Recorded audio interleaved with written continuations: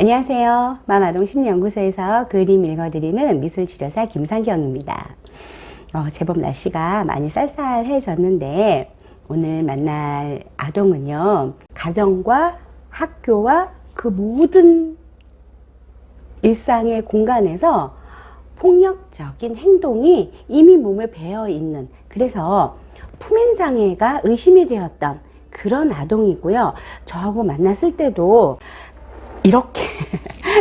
이렇게 거의 반 눕다시피 해서 의자에 앉았고, 선생님이 무슨 얘기를 해도 나는 관심 없고, 그리고 빨리 얘기하세요, 나 가야 돼요 하는 그런 이야기를 했던 그런 아동이거든요.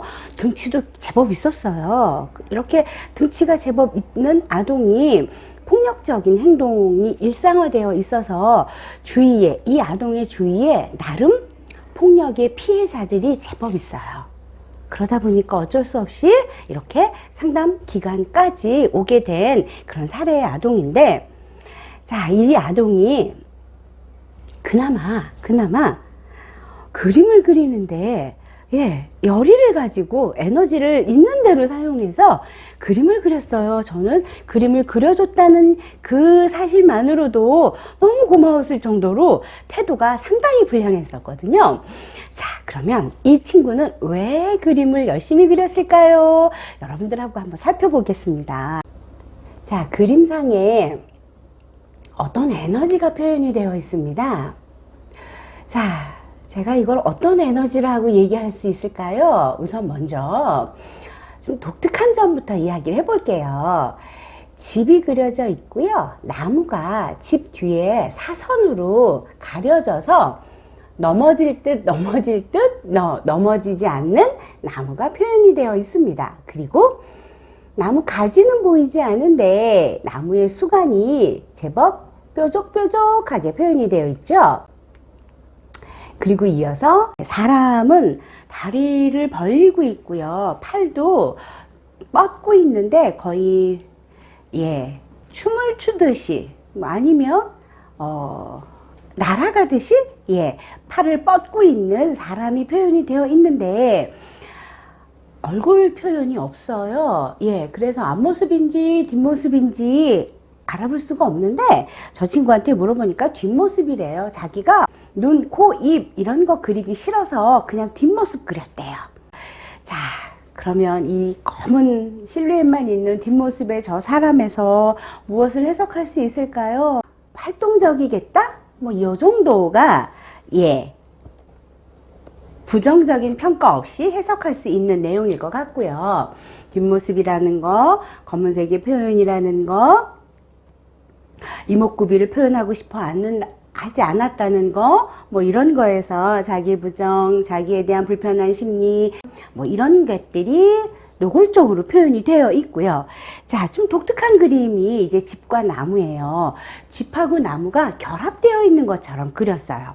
그리고 나무가 집 뒤에 있는데 사선으로 쓰러질 것 같기도 하고요. 저대로 넘어질 것 같기도 하고 그렇게 나무가 있습니다. 그리고 나무의 수간은 뻗쳐 있다고 얘기해야 되나요? 가지는 보이지 않는데 뻗친 느낌의 수간이에요. 에너지 있음, 그리고 표현하고 싶고 드러내고 싶고 뭔가 표출하고 싶은 어떤 에너지 있음, 이런 게 이해가 되지는데, 집을 보면 창문도 없고 문도 없는 저 단순한 집에서 느끼는 이 친구의 답답함, 이 친구의 외로움, 이 친구의 숨막힘, 이런 게 느껴졌어요. 자, 그 다음에 저 나무는요, 저대로 저 나무가 쭉 성장한다면 언젠가 넘어질 것 같은 그런 나무의 각도예요. 그래서 이 친구 지금 그림을 통해서 나 좀 잡아주세요, 나 지금 위험해요, 나 좀 잡아주세요를 이야기하고 있는 건 아닌가. 그런데 내가 왜 위험하냐면 나는 화가 나서 미치겠어요. 나는 다른 사람들하고 어떻게 관계를 맺어야 하는지 모르겠고요. 다른 사람들이 나한테 하는 행동 때문에 내가 화가 나서 미치겠어요. 뭐 이런 이야기를 하고 있는 것으로 해석을 하고 싶어요. 왜냐하면 가지 없이 저렇게 수간이 뻗쳐 있는 것처럼 표현이 되어 있어서 저거 분노 감정이라고 저는 해석을 하고 싶거든요. 그리고 거기에 구름이 나무에 걸쳐 있죠. 자기 자신에 대해서 염려하고 있고 걱정하고 있고, 그리고 나 도와주세요도 함께 저렇게 표현이 된 것으로 이해가 되는데, 자, 이 친구가 보였던 행동, 이 친구가 표현하고 있는 나무 그림, 집 그림, 무엇을 도와줘야 될까요? 어떤 도움이 필요할까요? 즉각적인 외부의 도움이 필요한 친구입니다. 저 넘어질 것 같은 나무에서 저는 긴박성을 확인하게 되고요. 그리고 자기 자신에 대한 그림, 나무 그림, 집 그림에서 자기 자신은 어찌할 수 없는 통제불능한 어떤 심리적인 상태도 표현한 것으로 해석을 해볼 수 있어요. 어머님의 나름 하소연에 의하면 아버지가 가정폭력을 일삼으신 분이고, 그래서 그 가정폭력 때문에 이혼을 하시게 됐고, 그런데 이제 생활 전선에 뛰어들어야 하기 때문에 아이를 양육할 수가 없어서 이 아동이 초등학교 6학년이 되기까지, 지금은 물론 어머님하고 생활을 하고 있는데요, 참 많은 주 양육자의 변경을 경험했던 아동이었어요. 여기저기 옮겨 다니면서 성장했던 어린 시절이 자기 자신에 대해서 불편하게 느끼게 한 것 같았고요. 그래서 자기 자신을 인식하는 게 불편했는데, 그런데 이 친구 자기 자신에게서 느끼는 그 불편감에서 오는 억울한 분노를 표현하고 있는 것 같습니다.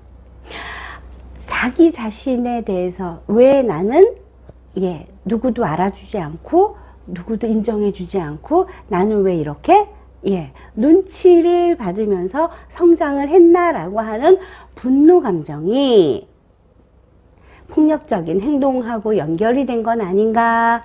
출발점을 저는 그런 어린 시절에 안정적이지 않은 양육 환경을 제일 먼저 우선으로 꼽았고요.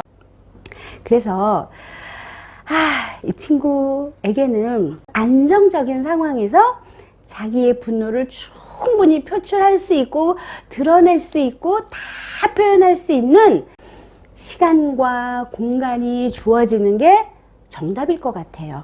제가 정답이라고 단정적으로 말씀을 드린 건 그 이상의 다른 어떤 방법도 이 친구한테는 먹히지 않을 겁니다. 왜요? 귀를 닫고 있잖아요.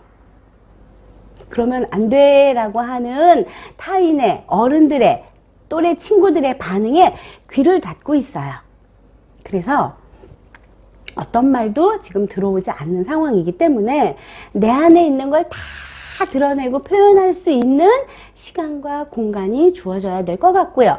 그 시간과 공간은 위험한 상황이 아닌 지극히 안정적인 상황에서, 지극히 안정적인 환경에서 나를 다 표출할 수 있게 도와주는 게 우선 가장 시급한 문제라고 판단을 했습니다. 미술치료 해야 될 것 같아요. 이 친구 미술치료적인 접근을 좀 장기간 받아서 내 안에 있는 분노, 또 내 안에 있는 욕구, 이런 게 충분히 표현되고 내 안에 무엇이 있는지 자기 스스로 확인하고, 그리고 이제 그것에 대해서 인정받고 수용받고 하는 경험을 하면 폭력적인 행동은 많이 수그러들 것 같다는 그런 저 나름의 진단을 내리게 됐습니다. 오늘은 품행장애가 의심되었던 남자 아동의 이야기를 가지고 여러분들하고 만났고요. 미술치료적인 방법이 도움이 됩니다 라고 하는 결론으로 마무리합니다. 내일 또 다른 그림으로 만날게요. 안녕히 계세요.